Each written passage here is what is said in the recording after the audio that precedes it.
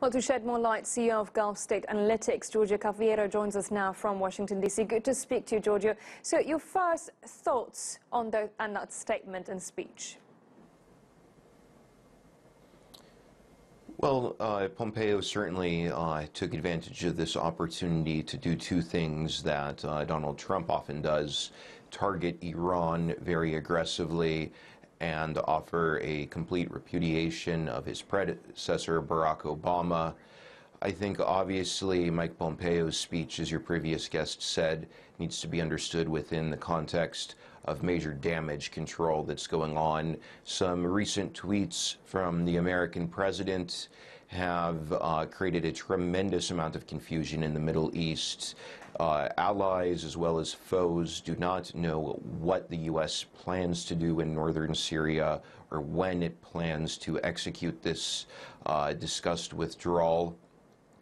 And Pompeo is really here delivering this speech to sort of double down on the policies of this administration that defined it previously, with a real focus on this concept of an Arab NATO.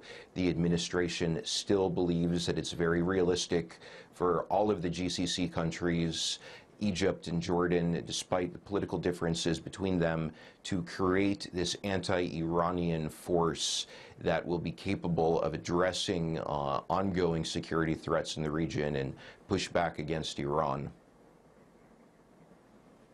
So, Giorgio, I mean, not just about Syria, but from that speech, do you get a sense of foreign policy strategy?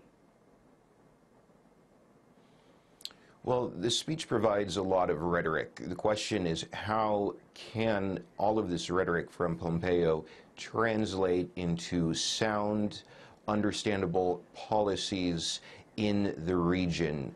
Again, as I mentioned a moment ago, when it comes to Arab NATO, I think there are many reasons to doubt whether or not this idea is even realistic.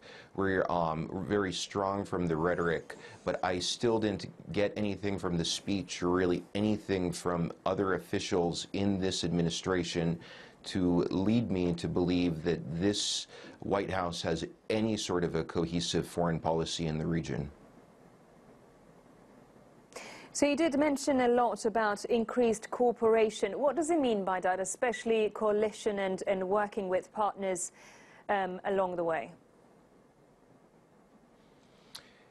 In Pompeo's speech, he spoke about a problem among Arab states whereby there are old rivalries that undermine the Arab states' ability to push back against the expansion of Iranian influence.